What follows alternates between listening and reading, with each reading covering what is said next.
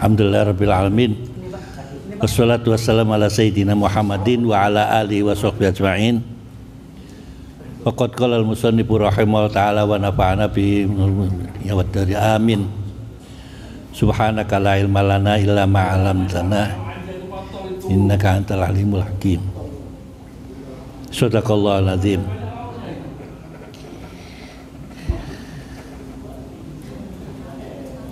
Malam ini adalah 1 abad lahirnya NU. Saya juga bukan termasuk NU deles ya. Cuma pas karena kakek saya orang NU, terutama yang dari ibu, kemudian ya ada juga kakek dari bapak juga, cuma berjuangnya tidak sampai masuk ke perang 10 Oktober.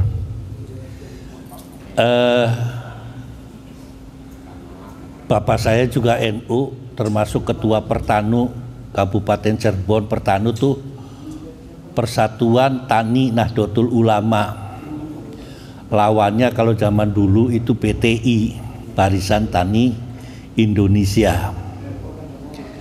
Kalau Lekra lawannya Les Bumi. Itu ya, saya merasakan ketika itu.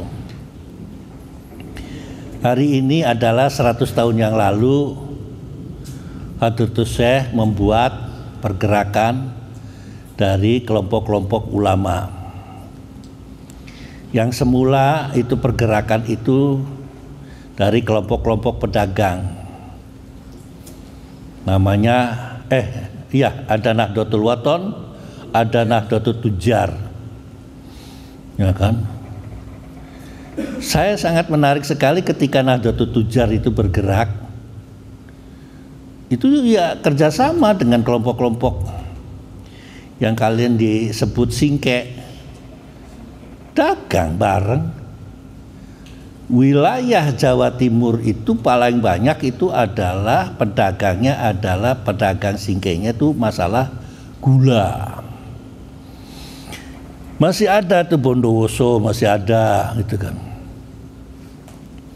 Kalau di Cirebon pecinannya itu adanya di Jamblang.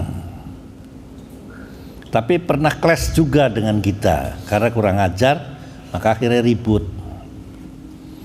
Jadi yang ributnya sama NU, nggak pernah ribut sama yang lain-lain itu. Yang beresin juga NU gitu kan, nggak pernah yang lain-lain. Dari dulu tuh selalu dilindungin sama orang-orang NU karena kita punya paham ketika muamalah tidak bisa membedakan antara satu sama yang lain, dagang bareng.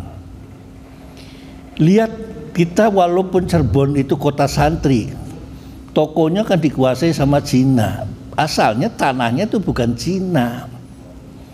Cuma ketentuannya Belanda ketika itu sistemnya sistem kontrak dengan dibayar emas. Sama kakek saya juga terkena proyek begitu, yang kemudian dilanjutkan ketika komunis dengan namanya Länderform. Itu Soekarno itu, orang Pak Haji itu nggak boleh dari beda satu orang memiliki tanah 5 hektar. Itu komunis dengan rasa sama rata sama rasa. Itu benturan-benturan setelah 48 masuk kepada 65. Hadratus Syekh membentuk pada tanggal 31 Januari 100 tahun yang lalu.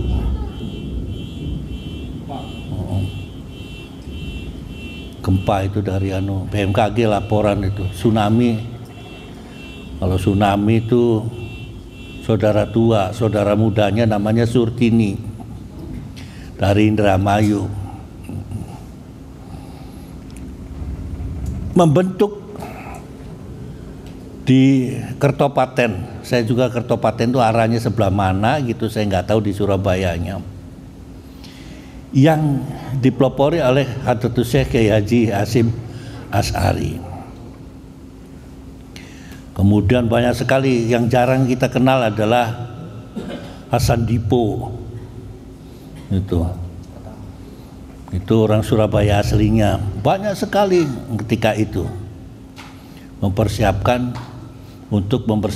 kemudian munculnya resolusi jihad yang di bawah pimpinan Kiai Haji Wahab Hasbullah, ada lagi Kiai Bisri, yang sampai dengan pada menjelang kemerdekaan atau setelah kemerdekaan itu menunjuk kepada Kiai Haji Wahid Hasyim untuk menjadi pegang peranan untuk menjadi Menteri Urusan Agama, atau bahasa Jepangnya Sumumbu, bukan Sumumbu Ponomi Waumlayarjiun, itu kan namanya Sumumbu, menteri yang paling muda.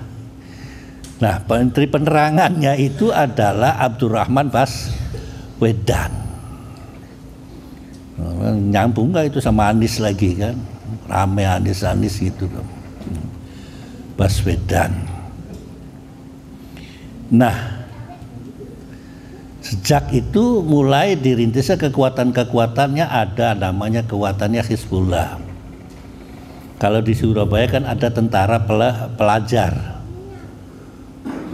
tapi Hizbullah ini dari kelompok-kelompok NU yang sebetulnya kayak membuat kesatuan. Kekuatannya Hizbullah itu ada di Jombang, yaitu di tangan Khatatus Syekh. Saya dari keluarga itu menengarai, karena saya nggak tahu persis gimana ceritanya gitu kan. Logistik itu datangnya kalau nggak dari Cirebon, dari Cilamaya. Jadi menjelang 10 November tuh dikirimlah di bawah pimpinan Haji Umar itu dengan kereta kudanya, beberapa kereta kudanya untuk mempersiapkan membawa logistik untuk ke Surabaya. Dalam sejarahnya juga tidak ada, nggak ada itu sejarahnya, paling sejarah Indonesia. Di sejarah NU-nya aja nggak ada kok. Nggak pernah NU ngaku itu loh, saya ini mana ini dadaku, mana dadamu, tak mek gitu kan, nggak ada, nggak pernah cerita tentang begitu. Jenderal Sudirman datang ke Khatatus Syekh untuk mempersiapkan, tapi Khatatus Syekh mempertahankan diri, tunggu santri saya 2 lagi, yaitu Kiai Haji Solihin dari Kiai Solihin, namanya masih belum haji gitu ya, Kiai Solihin dari Pondok Pesantren Babakan, kemudian Kiai Abbas dari Pesantren Buntet. Nah itu di belakangnya itu dari keluarga saya gitu kan,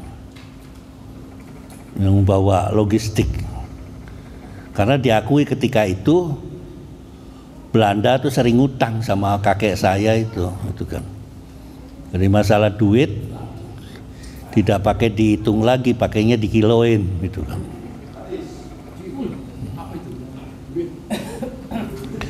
Nah itu berangkatlah ke sana, kemudian ditaruh di Bubutan. Nah itu terjadi pertempuran tentang masalah pembebasan berapa hari itu di Surabaya, 2 minggu kalau nggak salah itu, sehingga 2 jenderal meninggal. Tidak ada dalam sejarahnya Perang Dunia Kedua dalam pertempuran 2 kali jenderal, 2 orang jenderal sekali meninggal, kecuali perang yang ada di Malabi itu. Nah, sehingga ada lagunya Jembatan Merah itu, dengan gagahnya Kiai Abbas dengan kuda putihnya, yang dikenal dengan kuda putihnya, orang nggak ngerti. Udah itu ceritanya yang, tapi orang pada nggak ngerti siapa itu Kiai Abbas itu kan. Saya juga diceritakan namanya dulu nama Kiai Haji Sulam Samsun. Dia tuh kepala batalion Heho. Orang NU yang masuk ke Heho dia diantaranya, ya Sulam. Yang menjadi lucu kata orang itu, ketika pasukan disiapkan, pasukan gerak hormat, yang turun Hadratus Syekh, dia lari Dari barisan cuma hanya sekedar cium tangan bolak-balik. Orang kan keder gitu kan, karena yang datang adalah kiainya gitu loh maksudnya. Itu cerita santri ndablek gaya itu kan. Sekitar itu saya tidak tahu selanjutnya yang ada namanya resolusi jihad yang ditujukan kepada Raja Saudi, yang ketika itu Raja Saudi mau membongkar kuburannya Nabi. Ini Kiai Wahab Hasbullah cukup petakilan gitu loh. Saking hebatnya Kiai Wahab Hasbullah, setiap kota katanya gitu, kata anaknya juga, saya sering ngobrol, itu punya istri. Saya itu pengen niru Kiai Wahab Hasbullah tuh begitunya itu loh. Yang petakilannya, yang banyak istrinya itu di setiap kota itu. Sampai suatu saat Kiai Wahab berangkat dari Jombang naik kereta, itu kan katanya gitu diceritakan, ada depan ada orang perempuan, kata Kiai Wahab, ini kok orang kok apa sopan dengan sama saya gitu kan. Terus lama-lama begitu mau turun di Solo ngomong, loh kok sampean kok nggak ngeh bener sih sama kulo gitu, sampean kok nggak ngeh sama saya itu mantan istrinya. Mantan istri, aku katanya mau ngesir lagi, katanya saya akan mau nyintai lagi, nggak taunya mantan saya. Saking banyaknya. Itu cerita dari anaknya saya itu, yang sekarang atau kemarin menerima penghargaan salah satu pondok pesantren yang tua katanya di tanah Jawa dan di luar Jawa. Saya yang di Cirebon yang dapat itu Babakan, ada 3 pesantren kok yang dapat itu. Arjawinangun tidak. Arjawinangun setelah perang kemerdekaan, yang mana ketika itu Kiai Satori yang jadi pemimpin pondok pesantren Arjawinangun itu mau jadi menantunya Hadratus Syekh. Ganteng orangnya Kiai Satori.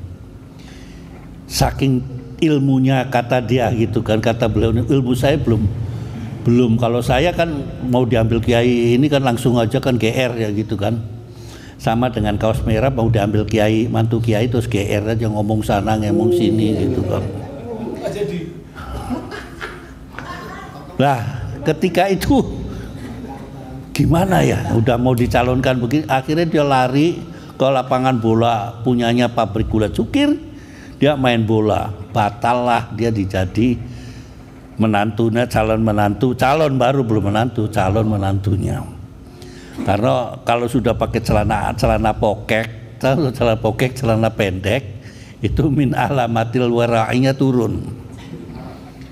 Wara'i ente si malah tambah pahanya kurap lulu juga ditunjuk-tunjukin kan. Nah jadi akhirnya yang dapat adalah tetap orang Cirebon, namanya Kiai Haji Idris Kamali. Dua-duanya sudah nggak ada semua. Kalau saya ingat NU, yang saya NU-nya tuh NU turunan gitu kan. Ya gimana ya ceritanya, gimana yang saya ikut kepada struktural juga enggak. Ikut struktural itu pernah. Itu juga enggak diangkat-angkat sama Gus Dur waktu pimpin, ketuanya adalah Gus Dur tahun pertama. Yaitu ketika jadi namanya Hay'atut Takmir Masajid. Nah kan kita dalam rangka bantu gitu, setelah kita bantu kelompok 9 masuk ke situ, nggak apa-apalah jadi yang di bawah pergerakannya. Ya tetap aja nggak diakuin. Ya udah, sampai dengan gantinya gitu kan. Itu saja kegiatan untuk NU. Saya hanya mengamati apa yang terjadi di keluarga saya tentang pergerakan NU. Ketika itu saya masih ingat benturannya itu dengan PTI, kemudian dengan DI. Yang sebetulnya DI itu pecah jadi 2. Ada DI yang asalnya dari orang NU, bukan orang NU, yang memang DI dari Masumi terus masuk ke DI. Keluarganya dari keluarga NU. Nah, 2. Ada yang benar DI yang masuknya dari PTI, itu yang sulit. Sehingga di Cirebon terjadi kalau mau panen punyanya orang NU, padinya dibakar. Jadi benturannya sama PTI itu sudah lama. benturan itu dengan PGRI.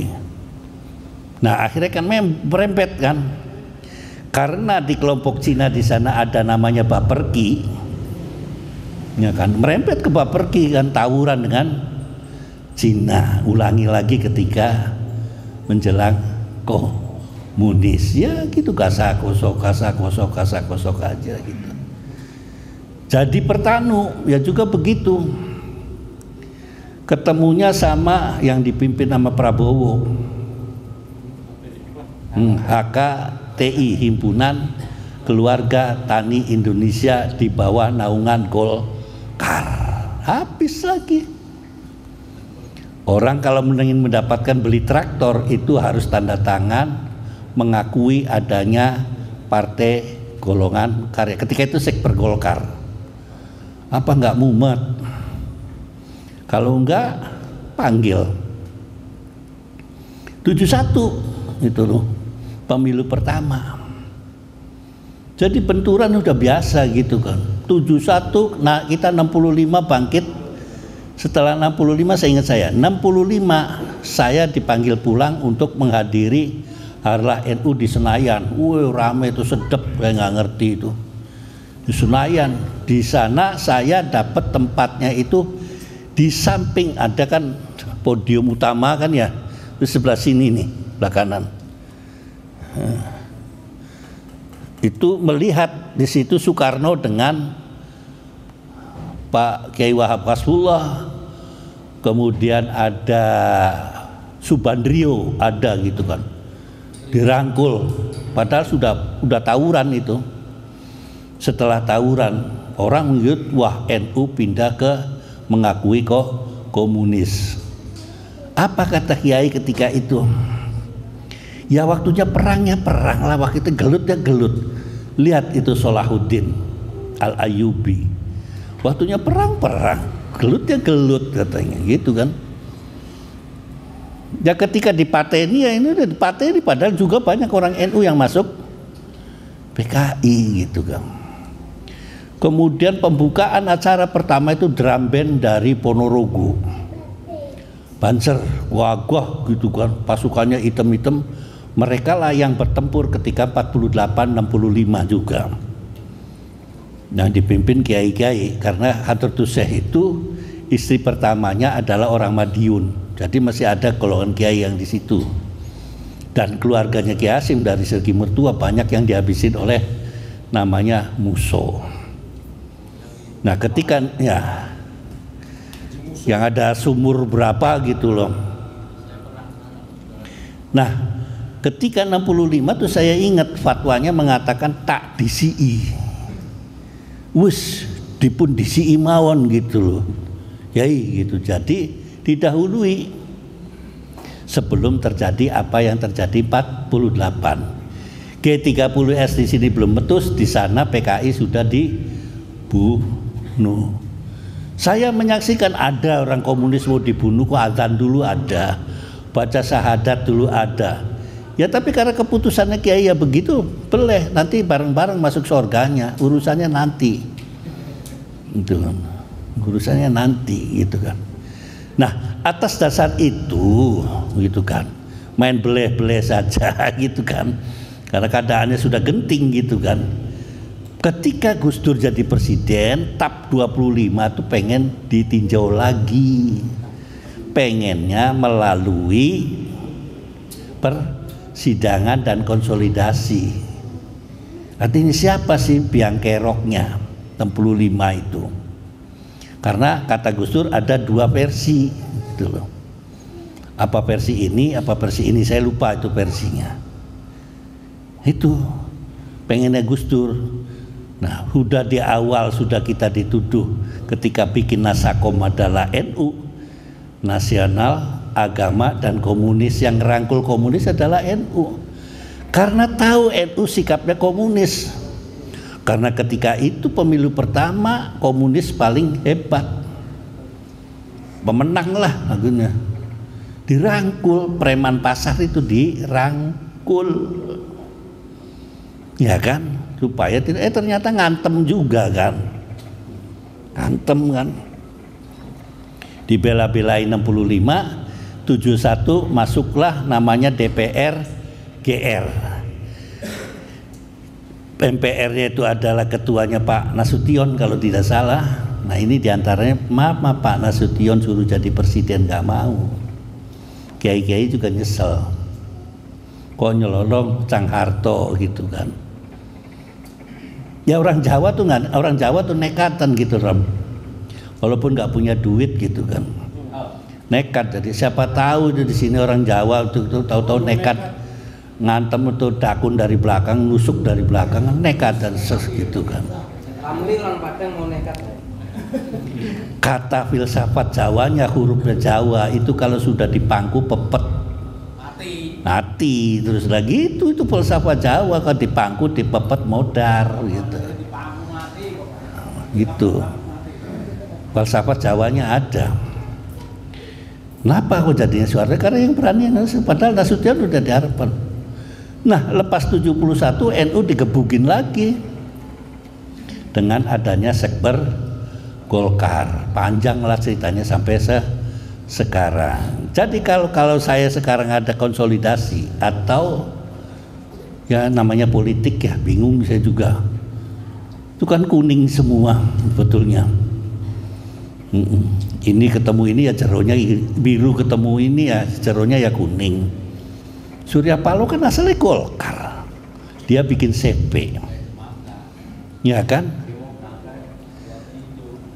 Kapur sekarang balik kandang lagi kan bicara politik kan gitu kan? Ya sama gitu kan, gak heran gitu kan? Nah ada isu yang dihembuskan kepada Prabowo yang katanya sukses kata Gus Dur gitu kan.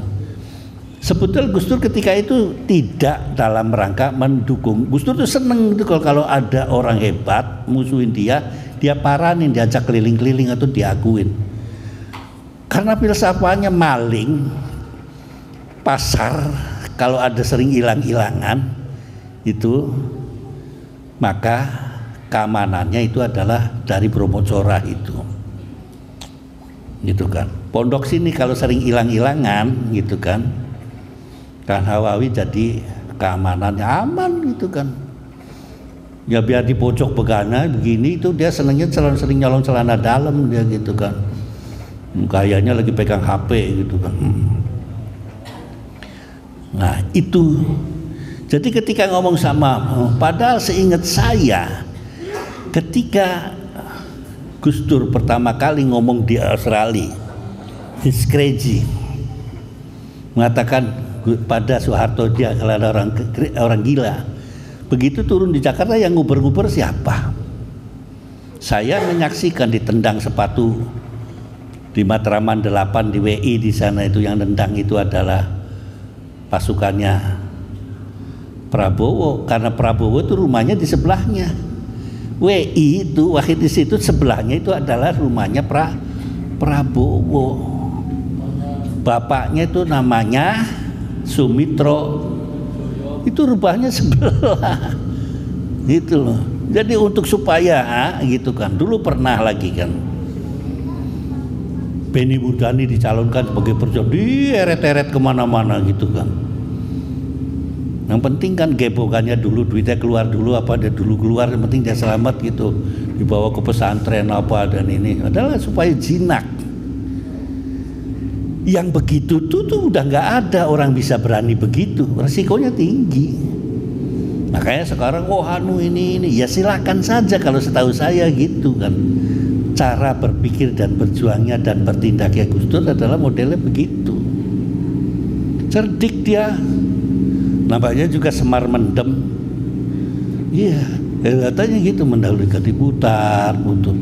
Dulu pernah Mbak Tutut diteng-teng-teng ya kan. Megawati juga diteng-teng-teng ke sana kemari. Kalau nggak ada juga nggak akan dikenalkan. Akan tetap bagi masyarakat Jawa Barat memahami tentang Soekarno jelek. Yang ada itu di Jawa Tengah, Jawa Timur masih kuat itu Marhaen. Di Jawa Barat bagian selatan tetap Soekarno adalah orang tidak terhitung. Kalau saya ngobrol jeleknya kan saya sering katakan, kenapa orang nggak seneng Soekarno? Saya ngobrol sama mantan-mantan DI, ya masih DI sih sebetulnya. Yaitu celamitan itu. Celamitan tahu nggak? Tukmis itu kan. Lah Ibu Inggit itu kan kepala ketua ibu kosnya. Masih jadi suaminya kok ditilep. Dari situ si Kartosuwiryo mengakui kehebatannya Soekarno, tapi begitunya itu yang menjadi kesel. Nah, terus ditambahin kan, dibubuin yang macam-macam kan. Maaf kalau sekarang Oma Irama terus jadi presiden, orang akan nolak. Kayak saya ini terus jadi presiden akan nolak karena selingkuhnya banyak gitu kan. Kan kata sebelum Robi Fakfirli minas sahaki tadi itu apa tuh ayatnya itu kan, bin abihi mihi terus ilah apa gitu kan, ada kalimat sahaki itu benar artinya Nabi besar Muhammad sallallahu alaihi wasallam itu turunannya terbebas. Kamu baca itu nggak ngerti artinya jadi ya repot. Terbebas dari perselingkuhan. Selingkuh aja bebas itu kan, apalagi dosa-dosa lainnya. Kalau kita kan dosa lainnya enggak, selingkuhnya sering gitu kan. Nah itu. Balik lagi perjuangannya dengan NU. Mengapa kalau saya terangkan mengapa NU beda dengan Muhammadiyah? Sadar satu guru Kiai Dahlan.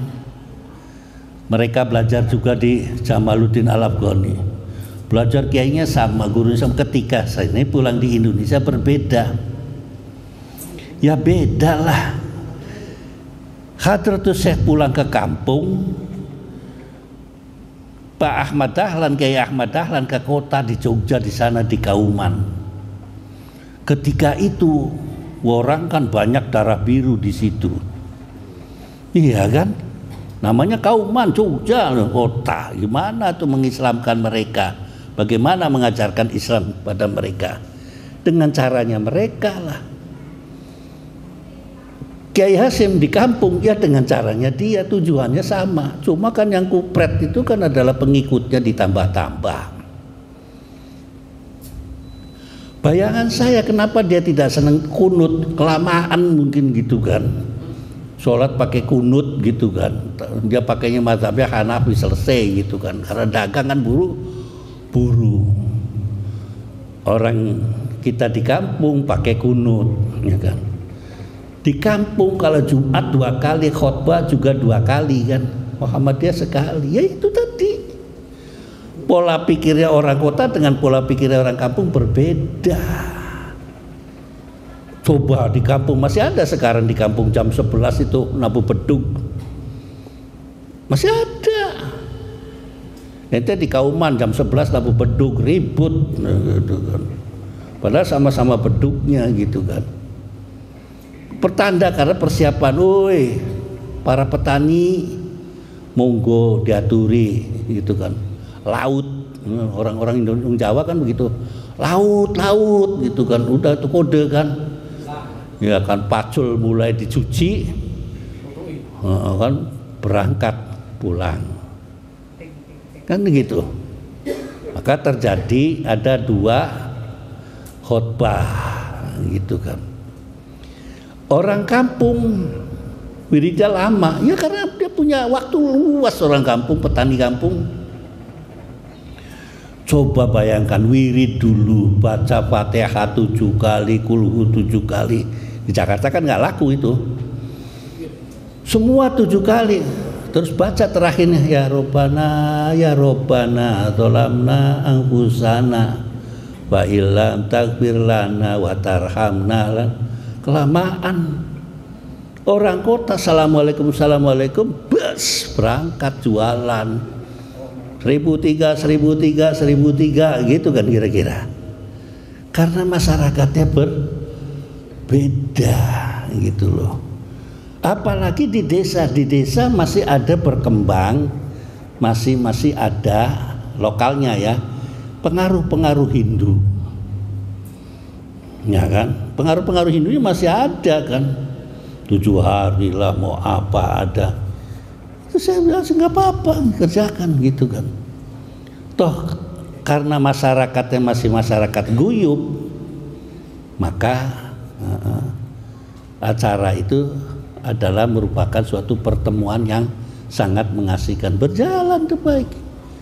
Beda di Padang kan, orang sudah mati ngapain sih ditahlilin, udah mati ya dikubur selesai gitu kan.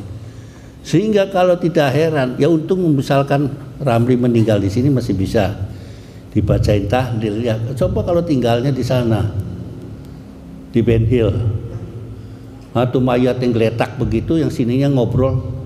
Tadi kok dapat berapa situ tanyo gitu kan. Ya bicaranya masalah itu. Saya pernah berapa kali saya datang teman saya takziah. Malah ada saya bapaknya teman itu pejabat takziah, masuk ke kamar saya baca Quran, pulangnya saya digeledahin, dikira maling. Coba di Ben Hill. Karena tidak berlaku begitu, saya juga lupa bahwa ini di Ben Hill. Nah karena mantunya orang NU pengen didoakan, dibacakan, ya saya ya masuk aja didoakan, dibacakan gitu kan, bacain Yasin. Pulangnya digeledahin, dikira maling karena masuk ke kamar. Yang nunggu rumah itu orang nggak ngerti siapa saya, berdua sih, bahwa sampai segitunya gitu kan. Ya jadi nggak apa-apa gitu. Jadi sekarang makanya akan terjadi di Muhammadiyah banyak sekali, karena di kota yang dibangun itu adalah sekolahan, karena sudah mengenal pendidikan modern gitu. Mereka soal sebetulnya pendidikan modern yang pertama itu adalah di Padang Panjang. Padang Panjang sana ya, apa Kuliatul Banat apa tuh Padang Panjang, ibu siapa itu, lupa itu, yang orang Padang yang meragukan, jadi repot itu kan. Iya Pak, enggak ada pemimpin di Padang Panjang Dinia itu. Oh iya, saya itu aja lah. Iya, Serambi Mekah, terus WC-nya Mekah gitu kan. Nah, itu di sana, sehingga Gontor ya tuh, padahal sebelah sininya kiainya banyak sekali orang Gontor, Kiai Zarkati itu ngajinya ke sana, ke Padang. Jadi metode pendidikan di Padang itu menganggapnya sudah modern, dibawalah ke Gontor dan masih berlaku sampai sekarang gitu kan. Ya barokah gitu kan, asal tekun saja gitu. Buat saya tidak jadi masalah gitu, mana Gontor mana ini terserah gitu kan, karena punya keistimewaannya masing-masing. NU didirikan dengan mengenal 4 mazhab. 4 mazhab itu saya katakan di sini adalah syekh. Terserah mau ente mau Imam Syafi'i, mau Imam Maliki, mau Hanafi, tapi ada konsekuensinya masing-masing gitu kan. Mereka sudah menyediakan tentang masalah fikih. Ada yang nggak doyan fikih, artinya ada orang nggak doyan ijma, maunya Quran dengan hadis saja atau Quran saja. Banyak itu sekarang, dikit-dikit Quran, dikit-dikit Quran. Tapi kalau sholat begini, saya juga nggak ngerti itu pakai yang mana di Qurannya, ayat apa itu? Yang kalau asyhadu alla ilaha illallah begini tuh adanya di ayat berapa? Kalau salam ke kanan terus salam lagi ke kiri itu ada. Dia hanya menyebutkan shollu kama ra'aitumuni usolli. Rinciannya bagaimana? Iya kan? Sombong amat gitu loh, nggak mau pakai ijma ulama. Padahal 4 mazhab sudah disiapkan itu loh. Anda kalau takbir begini, batasannya takbir begini gitu kan. Sampai ada yang saya katakan sering di sini, kalau takbir Allahu Akbar. Ya kan? Ada nggak gini? Tapi kok mati ditaruh di sini? Mbok kalau sudah mati itu ditaruh di sini, nggak mau. Pindah itu. Tetap di atasnya. Sombong amat orang itu ya Allah. Begitu katanya mau megang hati, ya mau qalibal qulub sabbi qalbi ala dinika. Tapi kalau ya mati ya begini. Ajit kali kalau mati pakainya di sebelah sini gitu. Ya itu kan. Itu padahal ijma, belum pakai kias. Belum lagi istihsan ke dalam. Banyak ada beberapa hadis menentang Quran. Banyak. Saya katakan yang kecil-kecil aja itu kan. Faksilu wujuhakum wa arjalikum. Kalau wudhu, muka itu dicuci, kaki dicuci, rambut itu diusap saja. Kalau ente kan dibalik. Kalau rambut digusur gitu kan, kayak kebo bule gitu kan. Basah semua kan. Tapi ketika orang itu dianjurkan untuk pakai sepatu, maka wudunya tidak pakai disiram kakinya, cukup diusap. Bertentangan nggak di sini Qur'annya suruh disiram, di sininya hadisnya nyuruh? Ini kan bertentangan. Keputusannya bagaimana gitu loh. Kalau begitu terus rame, begitu ini jelas gitu kan. Belum masalah-masalah yang lain gitu loh. Masalah-masalah yang lain. Saya balik lagi ke saking hebatnya orang harus pegangan kepada Al-Quran. Sunatun, apa sinatun, apa sunatun, sanatun. Saya sering katakan gitu kan. Allahu la ilaha illa huwal hayyul qayyum la ta'khudhuhu sinatan, sampean. Kalau saya sinatun itu jadi fa'il, itu sinatun wala naumun. Kalau sinatan sampean harus baca wala nauman, tidak jadi maf'ul, di situ jadi khobarnya la ta'khudhuhu sinatun, bukan sanatun. Sinatun itu ngantuk, karena di sininya ada wala naumun. Kalau dihapus gitu yang nggak pakai harokat, karena ini ada sebelahnya itu ada naumun, maka ini dibasah kasroh, sinatun wala naum, bukan sanatun. La ta'khudu sanatun, tidak ngambil tahun dan tidak ngambil tidur apa. La ta'khudu sinatun wala naum, dan tidur, bukan itu, pakainya sinatun. Sunatun bukan. Itu loh. Itu saja sudah ilmu bahasanya harus digunakan di dalam Al-Quran. Jadi kalau rujukannya hanya Quran saja, ya akan orang itu jadi sombong. Itu loh, sombong. Karena banyak sekali kalimat-kalimat yang kita tidak bisa mencernakannya, gitu kan. Dijamin. Maka subhanaka la ilma lana illa ma 'allamtana innaka antal hakimul alim. Wallahu a'lam bishawab. Al-Fatihah.